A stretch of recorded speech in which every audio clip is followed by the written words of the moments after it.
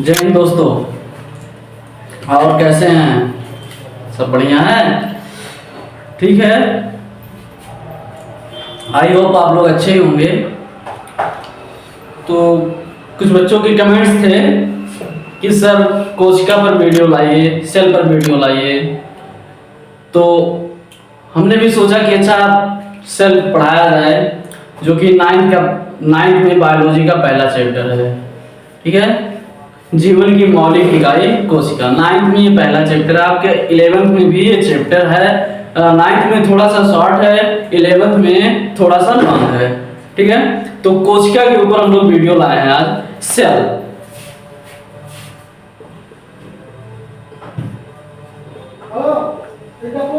कोशिका यानी सेल। ठीक, अब बात करते हैं सेल किसे कहेंगे, कोशिका किसे कहेंगे। ध्यान से सुनेंगे आप लोग, बहुत ही बढ़िया टॉपिक है कोशिका। ठीक है, बहुत ही बढ़िया टॉपिक है कोशिका। कोशिका जानना भी चाहिए, क्योंकि हमारे शरीर का एक मान लीजिए इकाई है। ठीक है, तो कोशिका किसे कहेंगे? देखो, शरीर की सबसे छोटी इकाई को कोशिका कहते हैं। शरीर की सबसे छोटी इकाई को कोशिका कहते हैं। ध्यान सुनिए, शरीर की सबसे छोटी इकाई को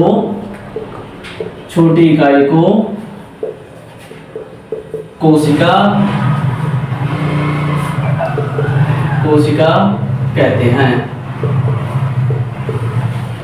ठीक, मतलब शरीर में जो सबसे छोटा इकाई है उसको हमने कोशिका कहा। इतना समझ में आया?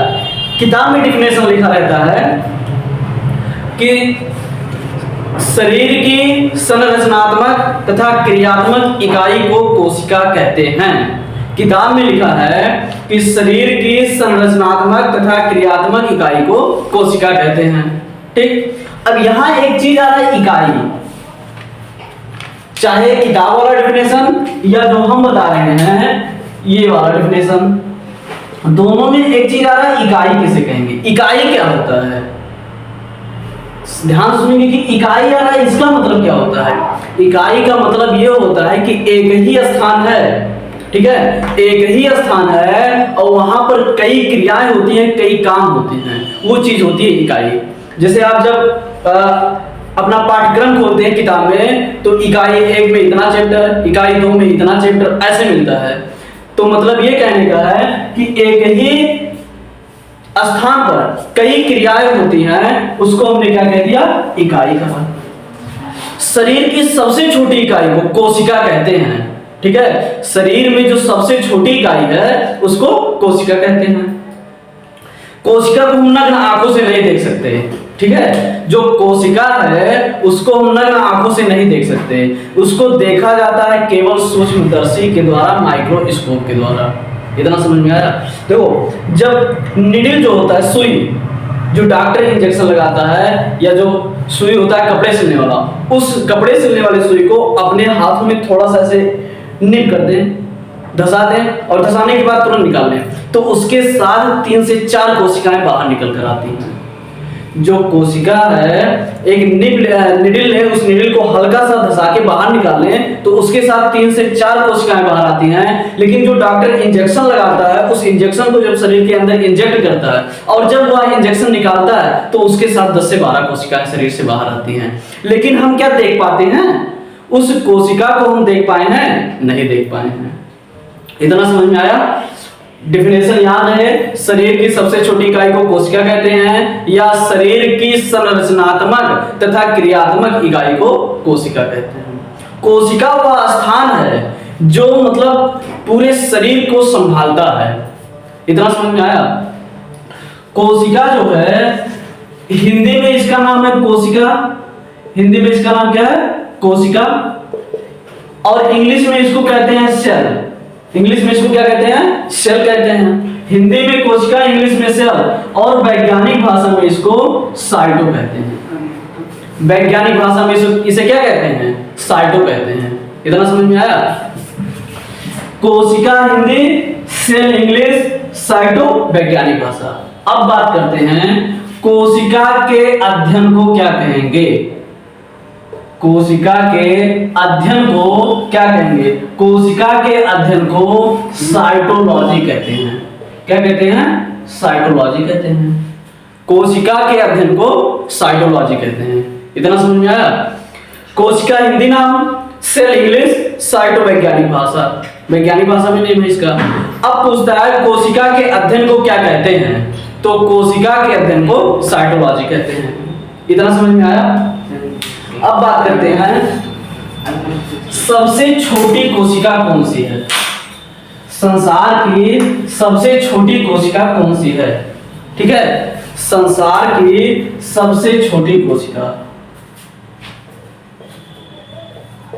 संसार की सबसे छोटी कोशिका, संसार की सबसे छोटी कोशिका जो है उसका नाम है माइकोप्लाज्मा। संसार में जो सबसे छोटी कोशिका है उसका नाम क्या है? माइकोप्लाज्मा है। ठीक, अब सबसे बड़ी कोशिका कौन है? संसार में सबसे बड़ी कोशिका कौन है? संसार की सबसे बड़ी कोशिका जो है उसका नाम है शुतुरमुर्ग का अंडा। किसका अंडा? शुतुरमुर्ग का अंडा, शुतुरमुर्ग का अंडा। ये संसार की सबसे बड़ी कोशिका है। ये बात कर ली हम संसार में। ठीक, अब बात करते हैं मानव में, यानी मेल फीमेल। जो मानव जाति है उसमें सबसे बड़ी कोशिका कौन है और सबसे छोटी कोशिका कौन है? मानव में अब बात करते हैं किसमें? मानव में। मानव में सबसे बड़ी कोशिका जो है कौन? सबसे बड़ी कोशिका जो है मानव में सबसे बड़ी कोशिका जो है वो है अंडाणु। क्या है? अंडाणु। अंडाणु है। मानव में सबसे बड़ी कोशिका अंडाणु है और सबसे छोटी कोशिका, मानव में सबसे छोटी कोशिका जो है उसका नाम है शुक्राणु। क्या नाम है? शुक्राणु नाम है। इतना समझ में आया? सबसे बड़ी कोशिका अंडाणु और सबसे छोटी कोशिका शुक्राणु, ये मानव में है। और संसार में सबसे बड़ी कोशिका माइकोप्लाज्मा है और सबसे छोटी कोशिका माइकोप्लाज्मा है और सबसे बड़ी कोशिका शुतुरमुर्ग का अंडा है। इतना समझ में आया? मानव में सबसे बड़ी कोशिका अंडाणु, सबसे छोटी कोशिका शुक्राणु है। अब बात करते हैं कोशिका डिवीजन, सेल डिवीजन क्या होता है? कोशिका विभाजन। कोई कोशिका है वो अपने आप को दो भागों में ले रहा है, दो या दो से अधिक भागों में तोड़ ले रहा है, वो कोशिका विभाजन। जैसे हमारे पास ये एक कोशिका है, ये क्या दिखाई दे रहा है ना? ये कोशिका है। अब इसको हम तोड़ दिए, दो भागों में बट गया, तो ये विभाजन हो गया। अपने आप को दो भागों में क्या कर दिया? तोड़ दिया। इतना समझ में आया? अब बात करते हैं वह कौन सा कोशिका है, वह कौन सा सेल है जिसमें कोशिका विभाजन नहीं होता है? वह कौन सा सेल है, वह कौन सी कोशिका है कि कोशिका विभाजन नहीं होता है? कोशिका विभाजन नहीं होता है। कोशिका विभाजन नहीं होता है तो उस कोशिका का नाम है न्यूरॉन। क्या नाम है? न्यूरॉन।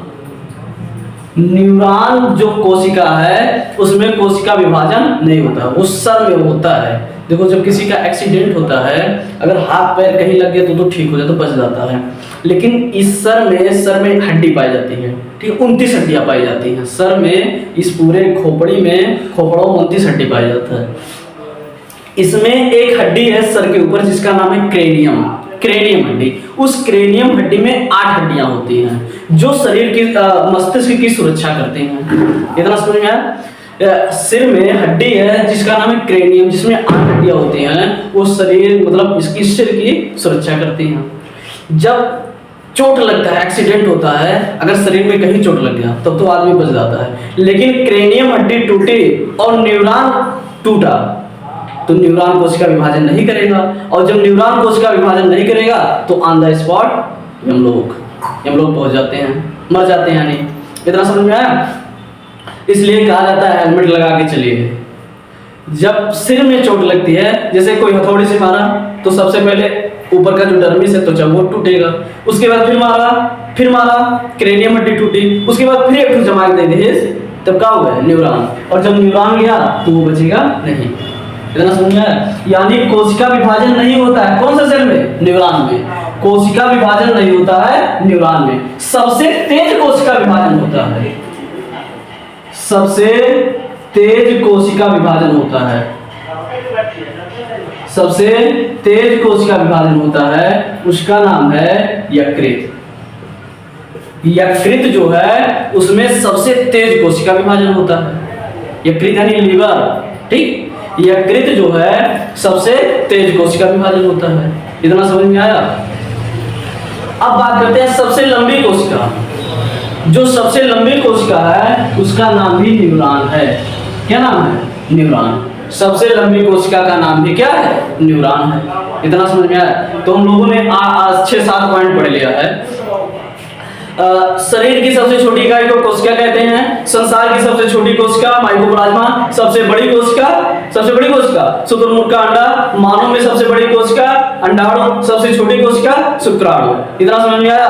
कोशिका विभाजन नहीं होता है न्यूरॉन में। सबसे तेज कोशिका विभाजन होता है यकृत में। सबसे लंबी कोशिका कौन है? न्यूरॉन है। इतना समझ में आया? अब बात करते हैं कोशिका को खोजा कौन था, ठीक है? क्या बात करेंगे? कोशिका को कौन खोजा था? ध्यान से सुनेंगे। एक वैज्ञानिक रहे, तो एक जा रहे हैं तो उन्हें एक वृक्ष दिखा, कार्क। उनको क्या दिखा? एक वृक्ष दिखा जिसका नाम था कार्क। उस कार्क का एक छाल क्या था? छाल मतलब ऊपर वाला त्वचा।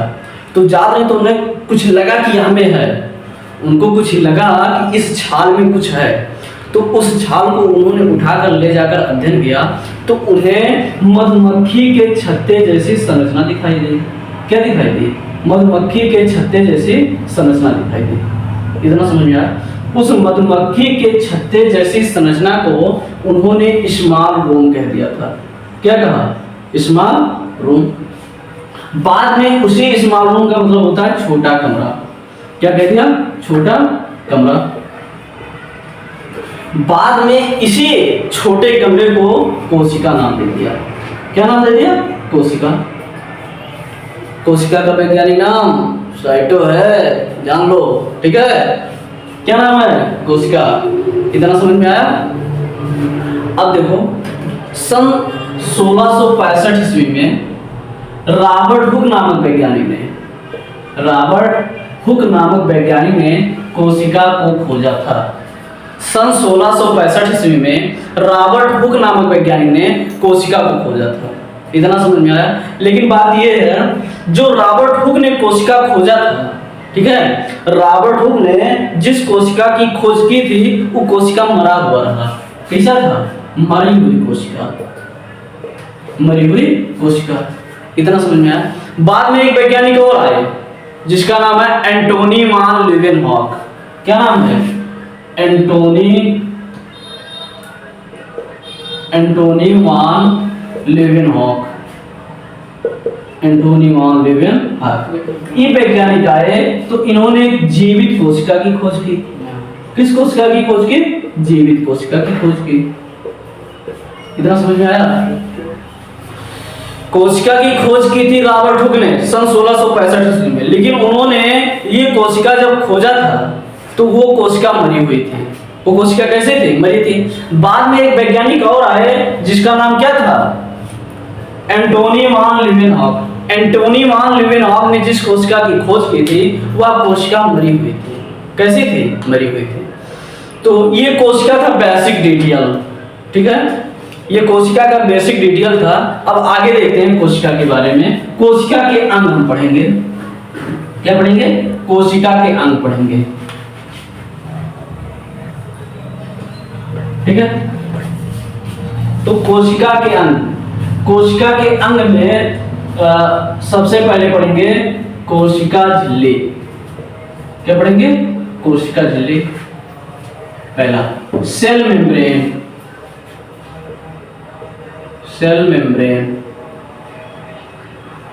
कोशिका झिल्ली, सेल मेम्ब्रेन। कोशिका झिल्ली क्या होती है?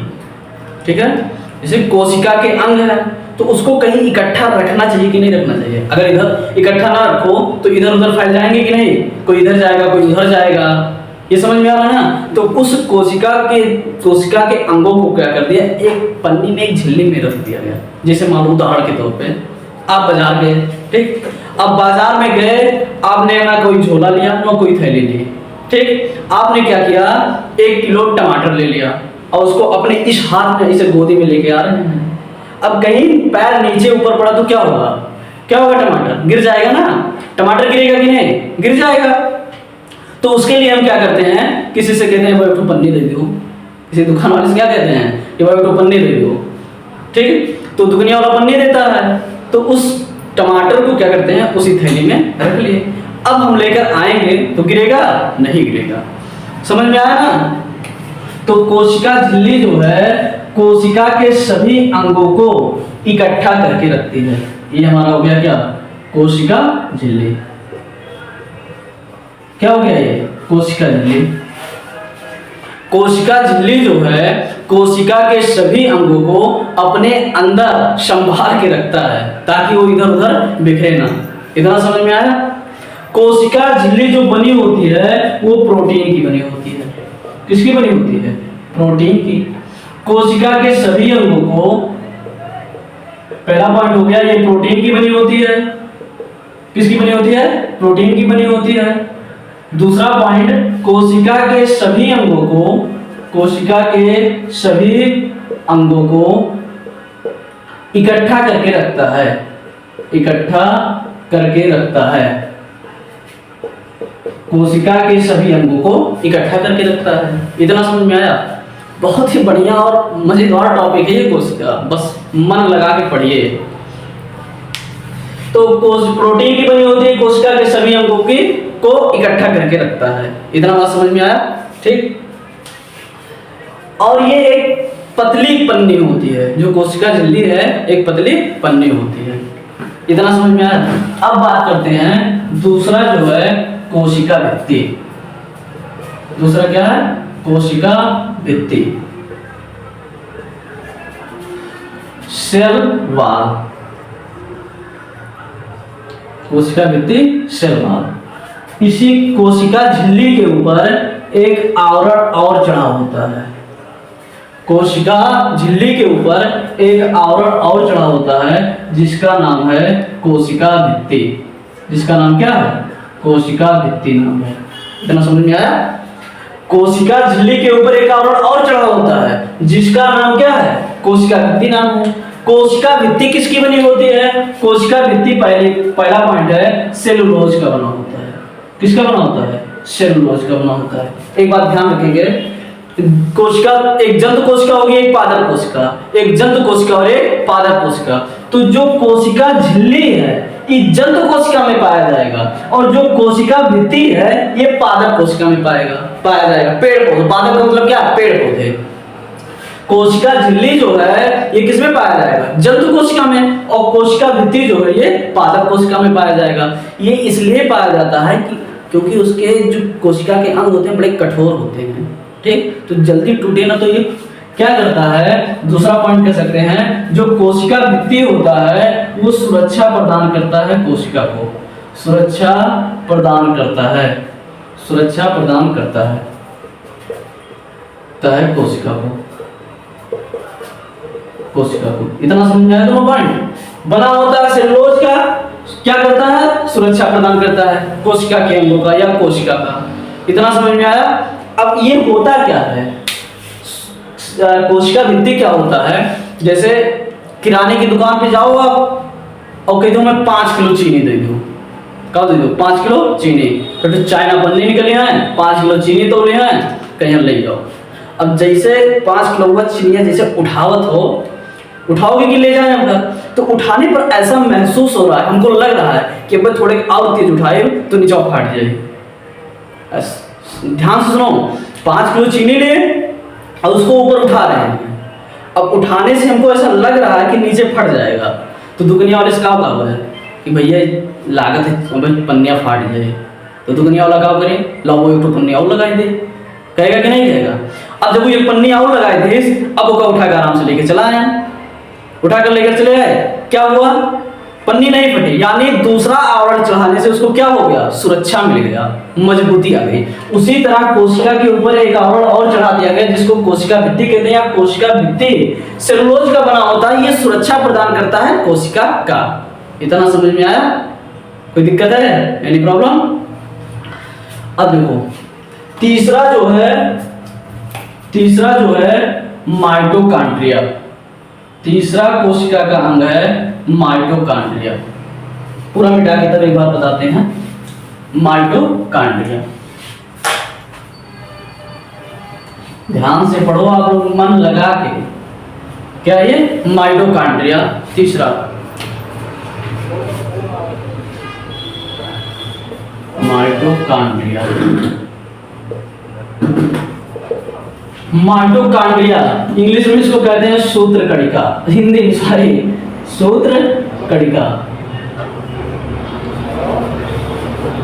ऐसे आज कहीं बाजार करें आज, ठीक है, जब बाजार करेंगे तो हम आलू लें तो झोलवा नहीं लेंगे, तो जैसे पन्नियाँ उठाए जैसे फाट गए नीचे, तो दुनिया वाला कहता है वो काहे इतना जोर से उठाओ, तो पन्नियाँ और लगी हो, तब हम तो इनके बताए कि इसे कोशिका रहा था। अब देखो माइटोकॉन्ड्रिया सूत्र कणिका। माइटोकॉन्ड्रिया की जो खोज किए थे उन वैज्ञानिक का नाम है अल्टमान। क्या नाम है? अल्टमान। माइटोकॉन्ड्रिया की खोज यम for mitochondria, Yama for mango नहीं, माइटोकॉन्ड्रिया। माइटोकॉन्ड्रिया की खोज जो किए थे उनका नाम है अल्टमान। क्या नाम है? अंडमान नहीं, अल्टमान, अल्टमान नाम है। माइटोकॉन्ड्रिया की खोज जो किए थे उनका नाम है अल्टमान। इतना समझ में आया? माइटोकॉन्ड्रिया कोशिका का एक अंग है। माइटोकॉन्ड्रिया कोशिका का एक अंग है। अभी पूछो तो रे कि सर जी माइटोकॉन्ड्रिया करत कब है, काहे कोशिका में है, तो हम तो के बताए नहीं, पूछो पहले तो, जो ना समझ में आए कमेंट में पूछ लियो तुरंत। फिर बाद जब दूसरा का लेक्चर बनाए तो हम हर क्वेश्चनों के आंसर बताए, ठीक है। माइटोकॉन्ड्रिया जो है वो करता है श्वसन क्रिया करवाता है। माइटोकॉन्ड्रिया का काम है श्वसन की क्रिया करवाना, श्वसन की क्रिया करवाना, क्रिया करवाना। माइटोकॉन्ड्रिया का काम है श्वसन की क्रिया करवाना, यानी ऊर्जा प्राप्त करना। यानी क्या प्राप्त करना? ऊर्जा प्राप्त करना, ऊर्जा प्राप्त करना। माइटोकॉन्ड्रिया किस प्रकार से ऊर्जा प्राप्त करता है? ठीक है, माइटोकॉन्ड्रिया किस प्रकार से ऊर्जा प्राप्त करता है, तो उस विधि का नाम है क्रेब्स चक्र। क्या नाम है उसका? क्रेब्स चक्र नाम है। उस विधि का क्या नाम है? क्रेब्स चक्र नाम है। माइटोकॉन्ड्रिया जिस विधि द्वारा ऊर्जा बनाता है उस विधि का नाम है क्रेब्स चक्र। क्रेब्स चक्र क्या होता है? क्रेब्स चक्र जो है 38 एटीपी लेता है, 38 एटीपी लेता है। एटीपी का फुल फॉर्म है adenosine triphosphate. Adenosine triphosphate, ATP का नाम है एडेनोसिन ट्राइफॉस्फेट। इतना समझ में आया? एटीपी का नाम क्या है? Adenosine triphosphate. अब 38 एटीपी लेकर क्रेब्स चक्र विधि द्वारा ग्लूकोज बनाता है। क्या बनाता है? ग्लूकोज बनाता है। 38 एटीपी लेके क्रेब्स चक्र विधि द्वारा ग्लूकोज बनाता है, और यही ग्लूकोज ऊर्जा का निर्माण करता है। यही ग्लूकोज क्या करता है? ऊर्जा का निर्माण करता है। इतना समझ में आया? माइटोकॉन्ड्रिया की खोज अल्टमान ने किया, श्वसन की क्रिया करवाना माइटोकॉन्ड्रिया का काम है। ऊर्जा प्राप्त करता है किस विधि द्वारा? क्रेब्स चक्र द्वारा। क्रेब्स चक्र क्या है? 38 एटीपी लेता है, 38 एटीपी से ग्लूकोज बनाता है और उस ग्लूकोज से ऊर्जा का निर्माण करता है। इतना समझ में आया? ये ऊर्जा निर्माण की रख देता है। जैसे घर में अगर दो बहन हैं, ये दो बहन हैं, तो क्या करती है? एक जने कहते तो खाना बना दे, एक जने कहते हैं हम खाना परोस देबे। ऐसे तो होता है। अगर दो लोग हैं या एक देवरानी और एक जेठानी है, तो उसमें क्या होता है? एक जने कहिए कि आज तुम्हें खाना बनाओ है, एक जने कहिए कि चलो आज तू खाना बना दे तो हम परस देबे, और एक जने का या ऐसा भी हो सकता है तू खाना बना दे तो खाना परोस दे हम बर्तन मांज देबे। ऐसा होता है। तो उसी तरह जो माइटोकॉन्ड्रिया है वो ऊर्जा बना के रख देता है, वो ऊर्जा बना के रख देता है। इतना समझ में आया? अब देखो, क्रेब्स चक्र द्वारा 38 एटीपी से क्या करता है, ग्लूकोज बनाता है और वह ग्लूकोज ऊर्जा का निर्माण करता है। माइटोकॉन्ड्रिया जो होता है, माइटोकॉन्ड्रिया, ये मान लो माइटोकॉन्ड्रिया जो है, माइटोकॉन्ड्रिया के आंतरिक दीवार को क्रिस्टी कहते हैं। माइटोकॉन्ड्रिया के आंतरिक दीवार को, माइटोकॉन्ड्रिया के आंतरिक दीवार को क्रिस्टी कहते हैं। माइटोकॉन्ड्रिया के आंतरिक दीवार को क्रिस्टी कहते हैं, क्रिस्टी कहते हैं। इतना समझ में आया? माइटोकॉन्ड्रिया के आंतरिक दीवार को क्रिस्टी कहते हैं। कोई दिक्कत? अब बात करते हैं, घर में खाना बन गया। इतना समझ में आया? ध्यान से सुनो, घर में खाना बन गया।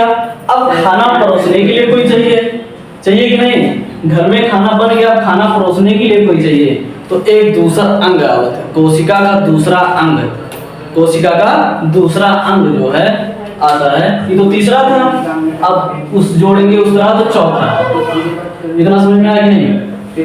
कोशिका का चौथा अंग जिसका नाम है गाल्जी उपकरण। क्या नाम है? गाल्जी उपकरण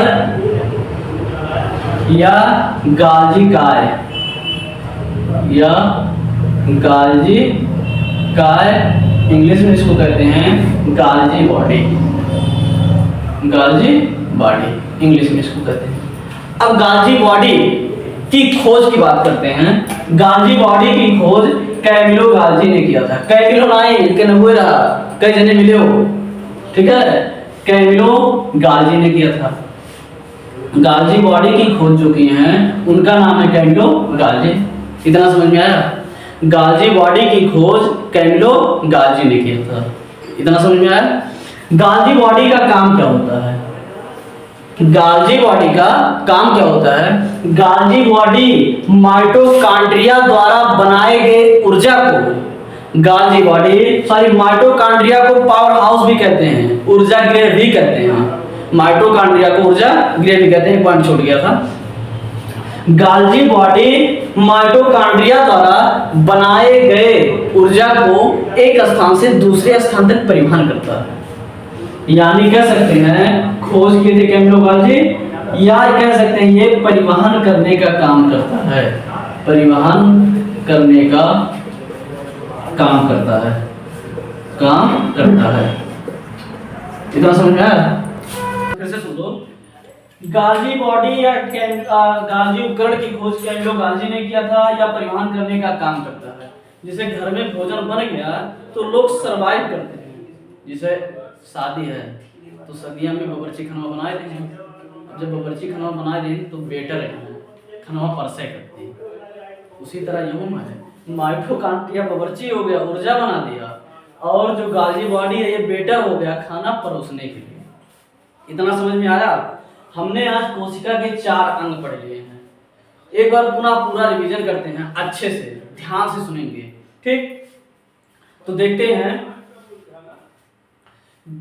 कोशिका किसे कहेंगे? शरीर की सबसे छोटी इकाई को कोशिका कहते हैं। कोशिका का इंग्लिश सेल और कोशिका का वैज्ञानिक नाम साइटो होता है। कोशिका का अध्ययन साइटोलॉजी कहलाता है, ठीक? कोशिका को रॉबर्ट हुक नामक वैज्ञानिक ने खोजा था सन 1665 ईस्वी में। उन्होंने कार्प के छाल में मधुमक्खी के छत्ते जैसी संरचना देखी थी, उसको स्मॉल रूम, छोटा कमरा कह दिया। बाद में उसी छोटे कमरे को कोशिका कह दिया। इतना समझ में आया? संसार की सबसे छोटी कोशिका माइकोप्लाज्मा, सबसे बड़ी कोशिका शुतुरमुर्ग का अंडा, ठीक? मानव में सबसे छोटी कोशिका शुक्राणु, सबसे बड़ी कोशिका अंडाणु। वह कौन सा कोशिका है जिसमें बहुत तेजी से विभाजन होता है? यकृत, लीवर। वह कौन सी कोशिका है जिसमें सबसे तेज विभाजन होता है? यकृत, लीवर। वह कौन सी कोशिका है जिसमें विभाजन नहीं होता है? वो क्या है? वो क्या है? न्यूरॉन है। इतना समझ में आया? और बात करते हैं सबसे लंबी कोशिका कौन सी है? न्यूरॉन है। कोशिका के हम अंग पढ़ते हैं, जिसमें पहले कोशिका झिल्ली है। कोशिका झिल्ली प्रोटीन की बनी होती है। कोशिका के सभी अंग इसी में रहते हैं। उसके बाद कोशिका भित्ति है, या कोशिका के ऊपर एक आवरण होता है जो सुरक्षा प्रदान करता है, या सेलुलोज का बना होता है। बाद में माइटोकॉन्ड्रिया, माइटोकॉन्ड्रिया का काम है ऊर्जा बनाना। किस विधि द्वारा? क्रेब्स चक्र द्वारा। क्रेब्स चक्र क्या होता है? अर्धी एटीपी मिलकर ग्लूकोज बनाता है। वह ग्लूकोज किसमें परिवर्तित होता है? वह ग्लूकोज परिवर्तित होता है ऊर्जा में। माइटोकॉन्ड्रिया का काम है ऊर्जा बनाकर रख दिया और ऊर्जा बनाने के बाद छोड़ दिया। अब गाल्जी बॉडी आता है। गाल्जी बॉडी की खोज कैमिलो गाल्जी ने किया था। अब कैमिलो गाल्जी ने गाल्जी बॉडी की खोज की। अब क्या करते हैं? गाल्जी बॉडी माइटोकॉन्ड्रिया द्वारा बनाई गई ऊर्जा को कोशिका के सभी अंगों तक पहुंचाने का काम करता है। इतना समझ में आया? बस आज का लेक्चर इतना ही है, और कल हम स्टार्ट करेंगे सेंट्रोसोम से, तारक से। ये लेक्चर फर्स्ट था कोशिका विभाजन और कोशिका का। इसी पर एक छोटी सी शायरी हो जाए। ये समंदर में खुदगर्ज निकला, ये समंदर में खुदगर्ज निकला, जिंदा थे तो तैरने ना दिया और मर गए तो डूबने ना दिया। हर इंसान के अपने अफसाने हैं, हर इंसान के अपने अफसाने हैं, ठीक है। हर इंसान के अपने अफसाने हैं, जो सामने है उसे लोग बुरा कहते हैं और जिसे देखा नहीं उसे खुदा कहते हैं। ठीक है, दैट्स ऑल। जय हिंद। जो चीज़ नहीं समझ में आया होगा, ठीक है, कमेंट में जरूर कमेंट करिएगा।